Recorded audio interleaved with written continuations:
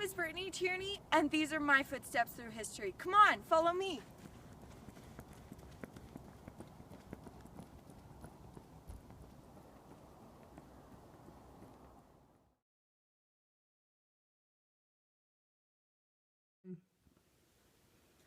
My aunt, Sammy Jane Keith, from the time she received her first dollhouse in 1943 until her death in 2005, amassed over 20 dollhouses, some depicting my own family. And now, these dollhouses are on display at the Mining Museum.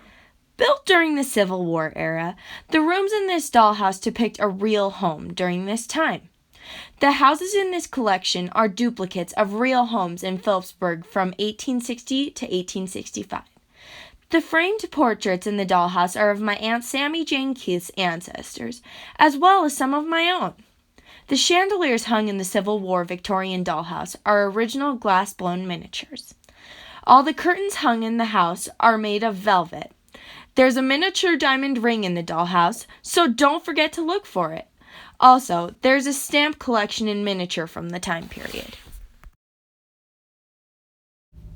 As said before, all dollhouses in the collection are placed in Phillipsburg in the Civil War era. Ye Tom ran the laundry business not only figuratively, but literally during this time. The name of his laundry store in Phillipsburg was Fong Kwang Laundry. At the time, it was a shop that did laundry and sold fireworks. Don't forget the Chinese vases and mini opium pipe. And keep your eyes peeled. You may be able to read the Chinese newspapers within the Ye Tom's laundry.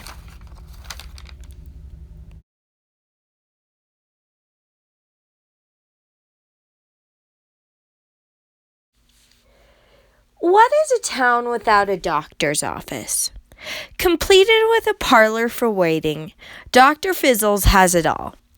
Similar to the Civil War Victorian dollhouse, Dr. Fizzle's doctor's office contains a family portrait of my great-grandpa John. Dr. Fizzles is equipped with fake leeches, so be on the lookout for the bite-sized bloodsuckers. Also containing real supplies and herbs to make medicine, Dr. Fizzle has what's right for you. Don't forget to check out the downsized skeletal system of a human. Elizabeth McDonnell, aka my great-great-great-grandma, owned a millinery shop in Phillipsburg, Montana that opened March 12, 1888. The Miss E. McDonnell's millinery shop dollhouse is an almost exact representation of what it would have looked like if I were at the millinery shop in 1888. In the dollhouse, many postcards were made specifically for it, including a sitting room and bedroom. Miss E. McDonnell's is a true representation of my family and the heritage that lies in Phillipsburg, Montana. Connected into one large dollhouse, the Cole Building has a diverse selection of shops that make it up. Being related to the Cole family, it truly thrills me to be part of a family with such diverse history. Within the Cole Building lies the Tierney Soda Shop. That's right. Barber shop and dentist. And within the soda shop lies a mini soda jerk, while in the barber shop there's a mini barber pole. So keep your eyes open.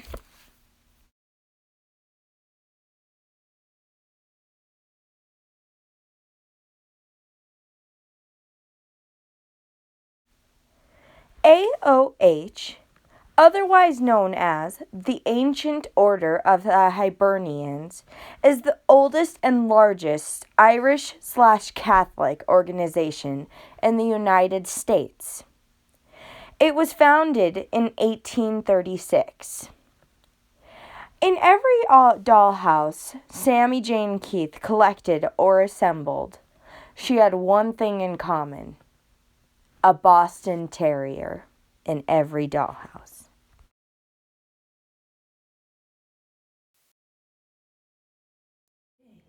I'm Mary Louise Tierney, and I hope I can enlighten you a little bit about Sammy and her dollhouses.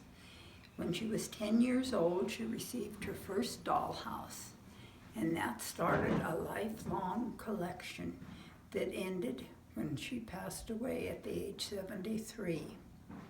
We never took a trip or went any place that we weren't always looking for a miniature. And there are many, many miniature dollhouse enthusiasts around the country. But I'll say this, I think her dollhouses rival the ones at the Smithsonian. I've been through there and she has every bit as much going. It's too bad we didn't continue on adding to her dollhouses. She read constantly to make sure she knew enough about the dollhouse before she put it together. Her last dollhouse was Sherlock Holmes. She never completed it, but we did have the dollhouse and all the parts with very good instructions on how it should be put together. And that is the way she did every one of these dollhouses. She was she could look at something and really envision something grand and glorious, and to her and everybody else that looked at them. And I hope everyone enjoys these as much as she did putting them together, because she loved collecting and loved building the houses. Some she had built for her, some she did herself, and some she just purchased completed. I hope you enjoy Britt's little pictures and presentation. It's a wonderful hobby. Sixth on the list is the fire station. Surprisingly, the Phillipsburg Fire Station, along with many other fire stations of the 1800s, had poles that allowed the firemen to slide down. Looking similar to a military camp, the fire station wasn't the most comfortable living arrangement. The names of past family members are those above the firemen's jackets. So if you want to learn a few of my relatives' names, simply look at the name tags above the firemen coats and you'll find out. The most interesting facts that you have heard today won't come near what I'm about to tell you. Simply put, there is literal wine in the vads in the winery.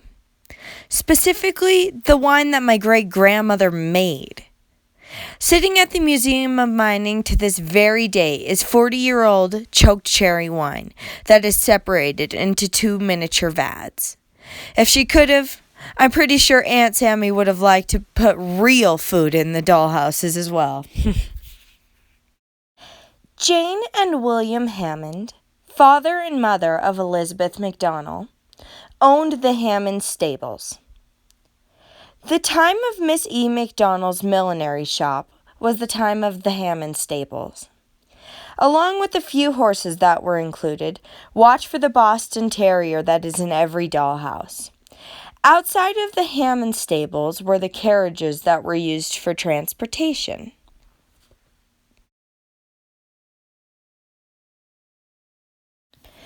Held within one large dollhouse was the country store and, as you may know, a very popular saloon.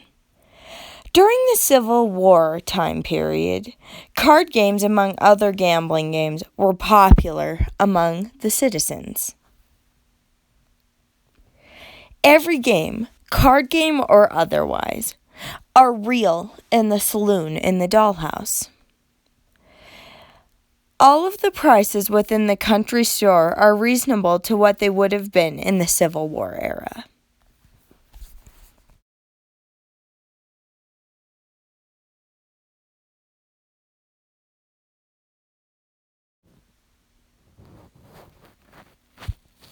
Oh, Butte, Montana, home of the Berkeley Pit, the Butte hole of America. It's filled with lead and arsenic. All the streets are named for medals, and the head frames are the best. They stand over the city, the Eiffel Towers of the West. Oh, Butte, Montana, home of the Berkeley Pit, the Butte hole of America. It's filled with lead and arsenic.